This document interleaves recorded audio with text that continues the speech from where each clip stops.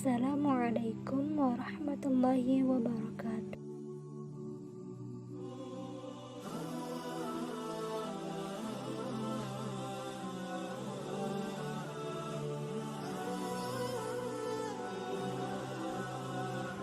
Baiklah, di sini saya akan memaparkan suatu materi dengan mata kuliah Sejarah Peradaban Islam bertemakan kehidupan dan perjuangan Khulafaur Rasyidin dalam meneruskan dan mengembangkan peradaban Islam.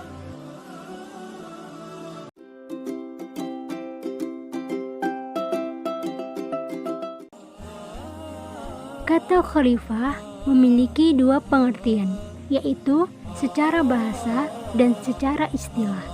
Kata khalifah secara bahasa diterjemahkan dengan pengganti atau seseorang yang menggantikan orang lain sebagai penggantinya. Istilah khalifah muncul di dalam Al-Quran yang berbunyi, "Ingatlah ketika Tuhanmu berfirman kepada para malaikat, sesungguhnya aku hendak menjadikan seorang khalifah di muka bumi." Mereka berkata, "Mengapa engkau hendak menjadikan khalifah di bumi itu orang yang akan membuat kerusakan padanya dan menumpahkan darah, padahal kami senantiasa bertasbih dengan memuji engkau dan mensucikan engkau?" Tuhan berfirman, "Sesungguhnya aku mengetahui apa yang tidak kamu ketahui." Quran Surah Al-Baqarah ayat 2. Secara istilah, khalifah adalah pemimpin yang diangkat setelah Nabi wafat untuk menggantikan Nabi dan melanjutkan tugas-tugas sebagai pemimpin agama dan pemerintah. Pengertian khalifah berdasarkan syariah, khalifah digunakan untuk menyebut suatu lembaga kekuasaan yang menggantikan Nabi Muhammad SAW dalam kepemimpinan negara Islam. Al-Khulafa Ar-Rasyidun merupakan pemimpin Islam dari kalangan sahabat pasca Nabi Muhammad SAW wafat. Mereka merupakan pemimpin yang dipilih langsung oleh para sahabat melalui mekanisme yang demokratis. Al-Khulafa Ar-Rasyidin adalah para pengganti Nabi. Islam sebagai sebuah ajaran dan Islam sebagai institusi negara mulai tumbuh dan berkembang pada masa tersebut. Ada 4 khalifah Al-Khulafaur Rasyidin yang harus kita ketahui. Yang pertama, Abu Bakar As-Siddiq. Yang kedua, Umar bin Khattab. Ketiga, Utsman bin Affan. Dan yang terakhir, Ali bin Abi Thalib. Yang pertama ialah Abu Bakar As-Siddiq. Abu Bakar As-Siddiq adalah orang pertama dari kalangan sahabat Nabi Muhammad SAW yang diberitakan masuk surga. Ia adalah khalifah pertama yang meneruskan perjuangan setelah beliau wafat. Ia pula yang menerima ajaran beliau dan memeluk Islam. Abu Bakar lahir pada tahun 573 Masehi dan wafat pada 23 Jumadil Akhir tahun 13 Hijriah, bertepatan dengan bulan Agustus 634 Masehi, dan dalam usianya 63 tahun. Usianya lebih muda 3 tahun ketimbang Nabi Muhammad SAW. Khalifah yang kedua adalah Umar bin Khattab. Umar bin Khattab mempunyai nama lengkap Umar bin Khattab ibn Nufail ibn Ab al-Uzza ibn Riyad ibn Qub ibn Razah ibn Adi ibn Nu'ay al-Quraish al-Adawi. Usia Umar lebih muda 13 tahun dari Nabi Muhammad karena Umar lahir 13 tahun setelah tahun gajah atau tahun kelahiran Nabi Muhammad SAW. Umar adalah calon tunggal khalifah Abu Bakar waktu sakit dan akan wafat setelah bermusyawarah dengan para sahabat pilihannya.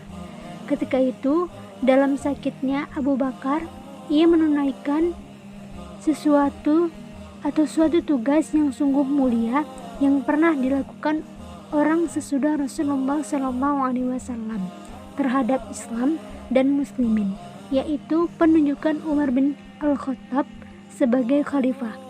Para ahli sejarah banyak sekali berbicara tentang penunjukan ini. Mereka memberikan kesan bahwa Abu Bakar telah bermusyawarah dengan beberapa orang sahabat Nabi yang penting, di antaranya Abdurrahman bin Auf, Utsman bin Affan, Sayyidah bin Zaid bin Nufail, dan mereka semua sependapat dengan Abu Bakar.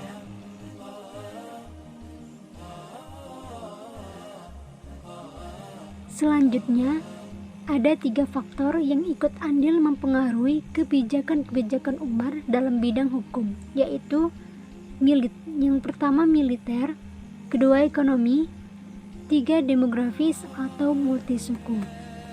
Yang pertama ialah faktor militer. Penaklukan besar-besaran pada masa pemerintahan Umar adalah fakta yang tak dapat dipungkiri. Beliau menaklukkan Irak, Syria, Mesir, Armenia, dan daerah-daerah yang ada di bawah kekuasaan Romawi dan Persia.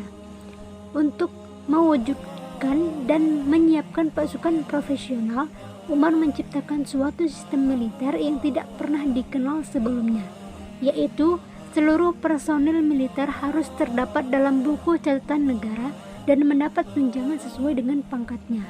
Pembentukan militer secara resmi menuntut untuk melakukan mekanisme baru yang sesuai dengan aturan-aturan militer. Yang kedua adalah faktor ekonomi. Dengan semakin luasnya daerah kekuasaan Islam, tentu membawa dampak pada pendapatan negara. Sumber-sumber ekonomi mengalir ke dalam kas negara, mulai dari kharaj atau pajak tanah, jazyah atau pajak perlindungan, ghanimah atau harta rampasan perang, fa'i atau harta peninggalan jahiliyah. Tak ketinggalan pula zakat dan harta warisan yang tak terbagi. Penerimaan negara yang semakin bertumpuk mendorong Umar untuk merevisi kebijakan khalifah sebelumnya, yaitu Abu Bakar. Kemudian yang terakhir, faktor demografis. Faktor ini juga sangat berpengaruh pada kebijakan-kebijakan yang diambil oleh Umar. Jumlah warga non-Islam semakin besar setelah terjadi penaklukan, sehingga kelompok sosial dalam komunitas Islam semakin beragam dan kompleks sehingga terjadi asimilasi antara kelompok. Terlebih lagi setelah kota Kufa dijadikan sebagai kota pertemuan antar suku, baik dari utara maupun selatan. Perbauran inilah yang membawa pada perkenalan institusi baru. Yang ketiga adalah Utsman bin Affan. Nama lengkapnya adalah Utsman bin Abil Aus bin Umayyah. Utsman bin Affan lahir pada tahun 574 Masehi dari golongan Bani Umayyah. Nama ibunya adalah Arwa binti Kuriz bin Rabi'ah. Ia masuk Islam atas ajakan Abu Bakar dan termasuk golongan as-sabiqun al-awwalun atau golongan yang pertama-tama masuk Islam. Rasulullah sendiri menggambarkan Utsman bin Affan sebagai pribadi yang paling jujur dan rendah hati di antara kaum muslimin. Ia adalah khalifah ketiga yang memerintah dari tahun 644 atau umur 69 sampai 70 tahun.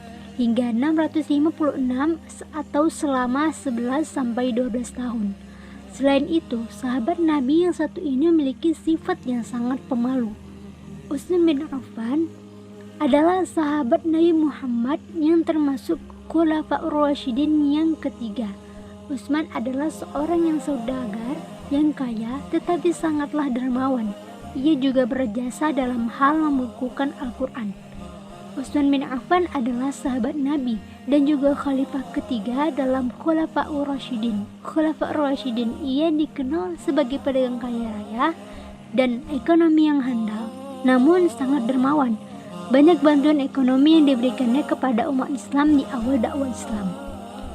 Ia mendapat julukan Dzun Nurain yang berarti yang memiliki dua cahaya. Julukan ini didapat karena Utsman telah menikahi putri kedua dan ketiga dari Rasulullah, yaitu Ruqayyah dan Ummu Kalsum. Dan yang terakhir adalah Ali bin Abi Thalib. Nama lengkapnya adalah Abu Hasan Ali bin Abi Thalib bin Abdul Muthalib Al-Hashimi Al-Quraisy. Ali dilahirkan di Mekah, daerah Hijaz, Jazirah Arab pada tanggal 13 Rajab. Menurut sejarawan, Ali dilahirkan 10 tahun sebelum dimulainya kenabian Nabi Muhammad SAW sekitar tahun 599 Masehi atau 600 perkiraan. Imam Ali bin Abi Thalib adalah Khalifah Rashid yang keempat setelah Utsman bin Affan.